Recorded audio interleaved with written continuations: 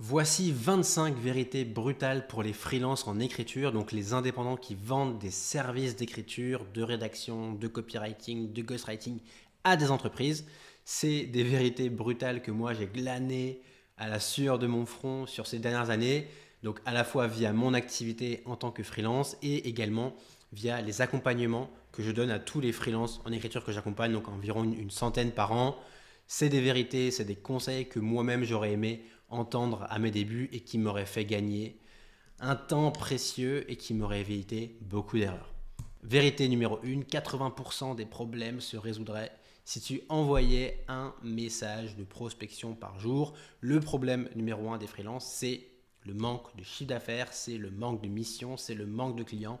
Et donc, c'est le point le plus central, le plus critique sur lequel il faut mettre de l'attention. Je suis convaincu que la plupart des freelances amélioreraient drastiquement leur situation du point de vue mission chiffre d'affaires si ils étaient disciplinés et rigoureux à envoyer un message de prospection tous les jours.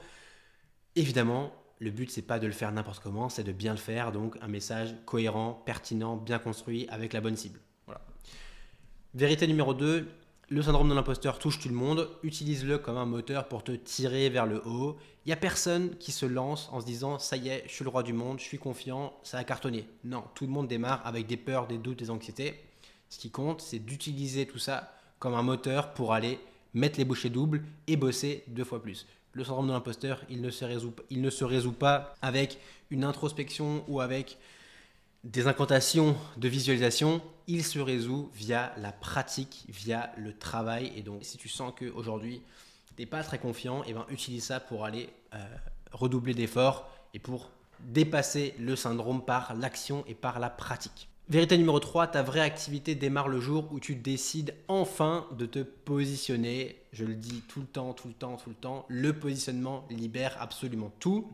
Tant qu'on n'est pas positionné, on ne s'en rend pas compte. Le jour où on se positionne et que l'on prend le positionnement au sérieux, évidemment, ça libère et ça débloque beaucoup de choses. Donc si ce n'est pas encore le cas, si tu n'es pas encore positionné aujourd'hui quand tu vois cette vidéo, je t'invite fortement à mettre cette tâche en numéro 1 en haut des sujets importants pour ton business. Numéro 4, personne ne te donnera jamais la permission de rien. C'est à toi de t'imposer. Quand on démarre, on marche sur des œufs. Si on vient du monde salarié, on est habitué à ce qu'on nous dise quoi faire, à ce qu'on nous montre la voie, à ce qu'on nous explique ce qui est attendu de notre part. Ce n'est pas le cas en freelance.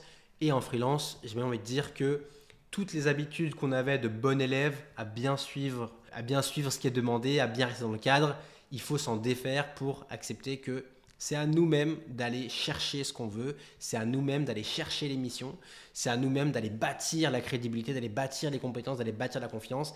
Je me rappelle que quand moi j'ai démarré, j'avais cette impression qu'il y a quelqu'un qui allait me donner un tampon et qui allait me dire « bah tiens Valentin, c'est bon, ça y est, tu as ce qu'il faut, tu peux te lancer ». Ça n'existe pas, c'est à toi d'aller te tamponner toi-même et d'aller t'imposer pour que ton activité existe. Numéro 5, un sablier s'égrène en permanence au-dessus de ta tête. Tant que tu n'es pas rentable, ton activité est en danger. Je vois trop de freelance avec une activité pas rentable qui se laissent porter, qui se laissent le temps de faire les choses, qui attendent, qui sont passifs. Non, en fait, tant que tu génères pas assez de chiffre d'affaires chaque mois pour te dire « ok, je suis au moins flat et je peux vivre mon activité », il faut avoir une forme d'urgence, il faut cultiver une forme d'urgence pour arriver à ce stade-là, en fait. Parce qu'à un moment, plus tu passes de temps avec un business sans être rentable, plus tu t'essouffles, plus tu t'épuises et plus tu te décourages. Et donc, il y a un vrai enjeu à aller vite là-dessus. Numéro 6, personne ne prête attention à toi et tout le monde se moque de tes contenus. Arrête de te brider, tu peux être qui tu veux. 99% des problèmes que tu rencontres dans ton activité s'expliquent par la peur du regard des autres. Et moi, effectivement, quand j'ai publié mon premier article en ligne, j'étais absolument terrifié à l'idée de ce que les gens allaient en penser. Je l'ai publié, je suis allé me cacher en boule dans mon lit et je me suis rendu compte qu'il ne s'est rien passé et que tout le monde s'en fout. Et ça a été vrai absolument tout le temps. Les gens sont tous occupés à penser à eux-mêmes, à ce qu'ils ont en tête, à leurs problèmes, à leur activité. Ils n'ont pas le temps de s'intéresser à ce que toi tu fais. Et donc vois ça comme un élément super libérateur pour te mettre dans l'action et faire enfin les choses que tu as envie de faire. Point numéro 7, tes 100 premiers textes seront mauvais. plus tu les publieras rapidement, plus tu vas progresser vite. Ça, c'est très très important. Tes 100 premiers textes, bon, j'ai dit 100, mais évidemment, c'est de la louche, hein. Tes 100 premiers textes, tu peux mettre 3 ans à les publier de manière laborieuse, de manière en procrastinant et en faisant de chaque contenu un vrai combat. Ou alors tu peux te dire non, je vais les sortir le plus vite possible, je vais en faire un par jour. En 3 mois, c'est plié et tu auras avancé 10 fois plus vite que l'autre personne. Numéro 8, tu peux puiser ton inspiration auprès d'autres freelances qui galèrent ou de ceux qui cartonnent. Choisis bien. C'est drôle parce que je vois tous les freelances qui galèrent s'agglutiner entre eux et se copier mutuellement toutes leurs pratiques. Évidemment, c'est pas forcément une très bonne idée puisque si ton voisin il n'a pas une activité qui tourne et que tu le copies, tu risques d'avoir le même résultat que lui. À l'inverse, va voir les freelances avec une activité qui ressemble à la tienne, hein, qui vendent le même type de prestations que toi, et regarde ce qu'ils font. Regarde le type de contenu qu'ils postent, regarde leur branding, regarde leur profil, regarde leur positionnement, regarde comment ils trouvent des clients et inspire-toi de ça pour toi. 9. Si tu te demandes si tu as envie de faire les choses aujourd'hui, tu as déjà perdu. Ne te laisse pas le choix et comporte-toi comme un professionnel. J'aurais pu le formuler exactement comme le positionnement. Ta deuxième activité démarre le jour où tu arrêtes de te demander si tu as envie de faire les choses ou pas. Au début, quand on se lance, on démarre en se disant « Ah, aujourd'hui, est-ce que j'ai envie de faire ma prospection? Est-ce que j'ai envie de travailler sur tel et tel sujet ?» C'est le meilleur moyen de ne pas le faire. Dès que tu engages une discussion rationnelle avec ton esprit, tu as déjà perdu. Ce qui compte, c'est chaque matin, tu te lèves et juste tu fais les choses sans te poser la question. Quand tu es un job salarié, tu vas au travail sans te poser la question. C'est exactement la même dynamique à mettre en place en freelance. 10. Je suis sûr que tu sais déjà ce que tu dois faire. Pourquoi est-ce que tu ne le fais pas? Parce que c'est fou à quel point les actions et les stratégies à mettre en place, je suis sûr que tu les connais en fait. Et c'est juste que tu ne les mets pas en place. Et donc pourquoi? Qu'est-ce qui te retient? Qu'est-ce qui te bloque? Et comment est-ce que tu peux faire éclater tout ça, exploser tout ça pour vraiment le faire? Et donc ça, c'est une question que j'aime bien me poser régulièrement et à chaque fois, je me rends compte qu'il n'y a rien qui me retient. C'est juste que je ne fais pas les choses. 11. La majorité des freelances échouent car ils ne prennent pas leur activité au sérieux et l'approchent comme un hobby. Si tu veux réussir, traite ton activité comme un vrai job. Ça rejoint ce que j'ai dit avant. J'apporte une profondeur en plus. Comme dans n'importe quel job, il y a des choses qui vont te plaire et des choses qui vont moins te plaire. Et plutôt que d'éviter ou d'essayer de ne pas faire les choses qui ne te plaisent pas, accepte-les et embrasse-les comme dans n'importe quel job et fais-les parce que c'est ce qui est requis de ta part. 12. La trajectoire de ton activité va suivre ton développement personnel. Il n'existe aucun problème de business, ce ne sont que des problèmes personnels. J'ai écrit un livre entier sur le sujet, je te le mets en description, mais c'est super important. Tout ce que tu ne fais pas dans ton business, souvent ça a une racine interne, des peurs, des anxiétés, des doutes, etc. Et donc, tu as un vrai enjeu d'essayer de décoder tout ça pour ensuite faire ce qu'il faut. Numéro 13.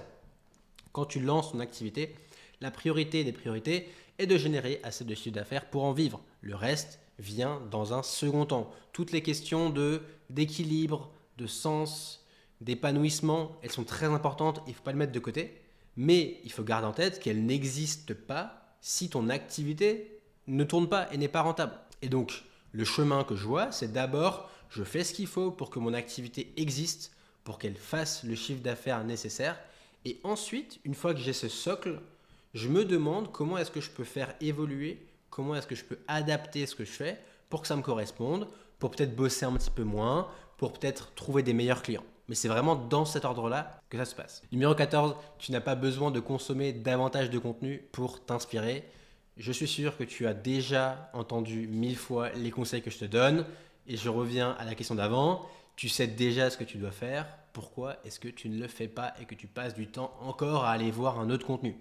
Numéro 15, le vrai juge de paix de ton business, c'est le nombre de discussions que tu as avec des prospects qualifiés chaque semaine, chaque mois. Ça rejoint le point sur la prospection. Mais vraiment, ce qui fait la différence, c'est à quel point est-ce que tu es au contact de ton marché et que tu parles avec tes prospects. Tous les freelances qui galèrent, je le vois tout le temps, ne discutent pas avec leurs prospects. Ils n'ont aucun contact avec eux. Et souvent, ce que j'observe, j'ai d'ailleurs fait une vidéo sur le sujet, je te la fais apparaître, c'est qu'ils se réfugient derrière la création de contenu comme un moyen d'éviter de parler à leurs prospects. Mauvaise idée. Numéro 16, prospection, création de contenu, réseautage. c'est globalement les 3 leviers pour trouver des clients en freelance. Évidemment, à condition de bien faire les choses. C'est pas parce que tu vas juste créer du contenu que les clients vont tomber du ciel. Mais par contre, il faut mettre en place la bonne stratégie. Moi, ce que je recommande, c'est choisir un levier principal, vas-y à fond et mets des œillères sur tout le reste tant que ça ne marche pas. Numéro 17, si tu veux être performant dans ton travail, tu dois être dans des bonnes conditions personnelles. Prendre soin de toi, avoir de l'énergie et de la disponibilité mentale. C'est tellement important. Si tu veux être efficace, productif, créatif, dans ton travail, tu dois avoir une vie autour qui te permet de faire ça. Donc c'est des basiques dont je parle tout le temps, mais c'est faire du sport, bien manger, bien dormir et essayer d'avoir une situation émotionnelle stable. Okay, je sais que c'est pas forcément évident, mais si ta vie perso est chaotique, tu vas évidemment avoir beaucoup de mal à être efficace dans ton travail. C'est logique. Numéro 18. Je suis certain que tu pourrais faire en 1 heure toutes les tâches qui t'en prennent aujourd'hui 2 heures. Tu as un vrai enjeu de te demander chaque jour est-ce que je suis efficace dans ce que je fais ou est-ce que je le fais un peu à moitié en train de papillonner sur mon téléphone ou sur mon ordi. Non, une tâche, je suis à fond dedans, je suis en deep work et je suis ultra focus dans ce que je fais. Numéro 19, les pessimistes ont l'air intelligents, les optimistes gagnent de l'argent. Très important. Tu peux approcher chaque situation avec un regard un petit peu pessimiste et ce regard pessimiste va te conduire progressivement à être de plus en plus cynique, à être de plus en plus négatif par rapport aux situations et in fine à abandonner, ou alors l'approcher avec un œil optimiste et à chaque fois voir le positif dans chaque situation, même dans les échecs, même dans les côtés négatifs. Et en fait, c'est ça qui va te permettre un moment que ça fonctionne pour ton activité. Numéro 20, cherche des mentors pour progresser. Tu ne sais pas ce que tu ne sais pas. Très important. Ce qui permet de franchir les paliers dans un business, c'est souvent d'aller chercher une aide extérieure d'une personne compétente qui est déjà passée par les mêmes choses que ce qu'on a fait. Donc si tu sens que tu stagnes, va solliciter de l'aide extérieure. Numéro 21, reste flexible et ouvert aux évolutions du marché sans jugement. Dénude-toi de tes certitudes. Si ça fait 4 ans que tu fais les mêmes types de prestations et que le marché évolue, eh bien tu as besoin de rester au contact et à l'écoute de ça. Et de surtout pas être dans l'attitude de bah non, moi j'ai toujours fait comme ça, donc je fais comme ça quoi qu'il arrive. Ça, c'est le meilleur moyen de disparaître et de rater les trains qui sont en marche. Ça ne veut pas dire qu'il faut constamment être attiré par le nouvel objet brillant, mais ça veut dire qu'il faut être ouvert, être flexible et observer ce qui se passe pour pouvoir suivre les tendances et le mouvement. Numéro 22, le choix de ta cible est une décision fondamentale. Ne perds pas de temps avec des clients qui ne comprennent pas ce que tu apportes ou n'ont pas de budget. Très important, la décision numéro 1 que tu prends en tant qu'entrepreneur, c'est qui est-ce que je vais cibler. Et ne sois pas passif par rapport à cette décision. C'est un choix que tu dois faire. Et ce choix, réfléchis bien pour le prendre, c'est un choix de ton positionnement. Et choisis des gens qui comprennent ce que tu apportes, qui ont les besoins de ce que tu apportes et qui ont du budget pour te payer. Là aussi, je te fais apparaître une vidéo qui va être très utile à ce sujet. Numéro 23, mets ton ego de côté. Tu n'as aucune idée de ce qui fonctionne, alors teste, mets-toi en mouvement, itère, apprends et regarde ce qui fonctionne. Entreprendre, ça pourrait être résumé en une équation très simple. J'ai une intuition, je teste des choses, je vois comment ça réagit et j'évolue en fonction de ça. Tout le reste, c'est que du détail et c'est que de l'interprétation de cette équation. 24, oui, ta compétence est l'écriture, en tant que freelance en écriture, c'est important, mais en réalité, tu es d'abord un marketeur. Ton job, c'est pas d'écrire un article de blog ou un post LinkedIn. Ton job, c'est d'apporter du trafic, des clients, des prospects, de la visibilité. Et ça, il faut que tu le comprennes profondément. Et numéro 25, si jamais tu n'as pas de mission en ce moment et que tu ne dédies pas au moins 2 heures par jour à la recherche active de clients, donc prospection, création de contenu ou réseautage, c'est que tu ne travailles pas sur les bons sujets. Okay, il faut que tu sois très rigoureux sur le fait d'être intentionnel sur la recherche de clients. La vraie productivité, c'est pas de faire plus en moins de temps, c'est de bien définir ses priorités et d'éliminer tout ce qui n'est pas la priorité du moment. J'espère que cette vidéo t'a plu. Si tu veux creuser, je propose un audit business gratuit pour faire le point sur ton business de freelance en écriture. Donc, tu réponds à quelques questions, c'est que des questions avec des cases à cocher. Moi, j'interprète tout ça et je te fais mes recommandations personnalisées pour t'aider à résoudre tes problématiques et passer un cap. Je te mets le lien en premier commentaire dans la description de la vidéo. Si ça t'a plu, mets-moi un petit commentaire et n'hésite pas à t'abonner à la chaîne. Ciao!